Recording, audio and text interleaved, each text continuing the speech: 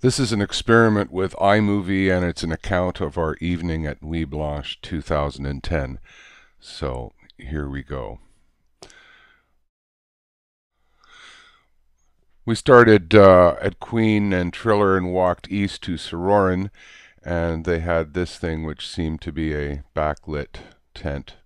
These are deities in the variety store at the corner of Jameson and Queen. He puts them out like this every year. I like it. Now we're at Cowan and Queen. This was a backlit kind of thing. It didn't seem to change design at all. People liked it. There's Sheila taking a picture of it. And here's two candidates for city council in our ward. I don't think either of them are going to get elected. Continuing east, we're at Elm Grove in front of Made You Look. I guess they're the ones that wrap the poles. Now we're in, or getting very close to, the Play Dead cult on Gwyn, just south of Queen. They do t-shirts such as this t-shirt, and they do all sorts of things with a decidedly gory theme. There are two more of their t-shirts. They have a great caddy in front. I don't think they were selling this. It's a box full of little skeletons that sure look cool. These people are waiting to get into the Morpheus Bondage Bar. The Morpheus Bondage people do a display every year. We're at the Gladstone, and I have no idea what the balloons are for, but maybe it's bubbles. Anyway, their display here was called Singing in the Shower, and there's a mannequin in there. You can see it better in this shot. And people would, or you'd be hearing sound files of people singing in the shower. And this graffiti display was also an official display for Nuit Blanche. That's one of my unofficial shots. Here we are in Bay Street, hoping to get into the lower Bay Street exhibition. It had long lineups as late as 5:30 in the morning, and certainly had a long lineup at that time. It looked like it was going to be over an hour, so we said pass. I just shot this in the pathway to Bloor Street, en route to Avenue Road. This is a shot. You can't really see what's going on, but there's a guy here, and he was a really bad singer, and I just wanted to capture it, but I didn't have an audio capture, so we did that. Looking east on Bloor, two of those light bright things on either end. We had two of these spring rolls. They were pretty good, not worth $5. And here we are at Holt Renfrew at the corner of Bloor and Yonge. And the country of Japan may or may not have been sponsoring this exhibit. It was people's faces being displayed on the building, and we heard Smile by Michael Jackson being broadcast or played in the background. It was nice. Now we go down Yonge Street. Looked great with all the people. It was alive. It was buzzing. And the first thing you ran into was a lineup for the Korchenfuki, where you would get a fortune from this little box here. This is a bit farther south, maybe at Wellesley area. It seemed to be an art project in the making. And here we are at Northbound Leather. The woman seems to be dressed up as an insect of sorts. Beautiful, beautiful leather get-up. I think she had a whip. The video in the background there is of someone getting flogged. I know. I find it beautiful. Call me sick if you will. Here's a mask store.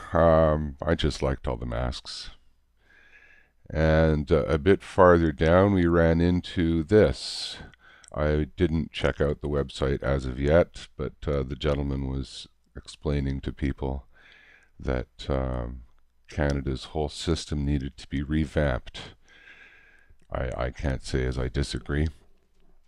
We are just south of Carlton at this point, and we ran into another official display, which seemed to be people sitting around singing happy birthday and blowing out candles on a cake. They'd bring a cake out over and over and light the candles, and people would sing and they would blow out the candles and they'd do it again. I don't know what the point was, and I suppose I should have found out, but I didn't. Here's a guy singing on Yonge, just north of Gerrard. He had people dancing, but they left. Food booths. Next to El Cilantro was Vesta Lunch, and it had a huge crowd around it. I have no idea what they were selling. Perhaps I should have checked that out too. This is the only sore point for me. There was way too much garbage on these closed off areas. There's no reason they couldn't have put more receptacles or had people picking it up. Volunteers, you know. Anyway, great little mariachi band here north of Dundas. Another official display.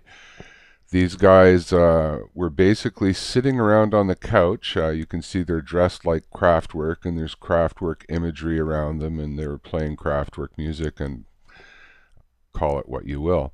Here's some cute origami in the garden at Trinity Square, I guess it's called.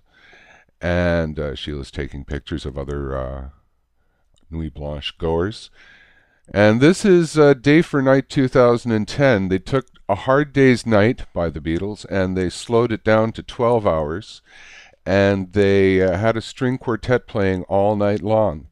And they wouldn't stop. And you'd see the string quartet rotating, you know, in mid-chord. This is my favorite thing of the evening. Lee Ronaldo with his guitar and Leah Singer providing the videos. There was 2 screens and 2 gongs pretty much behind either screen, and Mr. Ronaldo would manipulate his guitar. He swung it on a trapeze, he dragged it across the ground, he did all manner of things to get sounds you really wouldn't expect from a guitar, but it sounded great, and it looked fabulous. Here's an Orby kind of shot on the gong player, although it cuts out. There I am in the courtyard. Sheila took that, obviously. And now we're at Nathan Phillips Square and the Danielle Lanois extravaganza. Lots of screens. I like the lighting on that. They had the City Hall lit up nicely. Lots of speakers. Danielle was playing on a riser in the middle, and 4 cranes were hoisting or supporting a mirror, and he'd be playing, and he'd be playing tracks, and that's obviously him playing, and everyone seemed to love it. We were getting tired though, because we'd been walking for 4 hours, and we headed towards a streetcar, and got back for an hour-long trip to Parkdale because there's just so much stuff on the street. And just wait for another couple of shots here of Danielle under the mirror. And when we got back to Parkdale, we looked in at our buddy Reiner, who has this display of his robots going. I was surprised he didn't have more, because he just has so much interesting stuff. But maybe he was enjoying the art. And speaking of art, this is our last stop, a 15-minute art criticism of your art. So I had him look at the pictures, and of course he loved them. Hope you did too.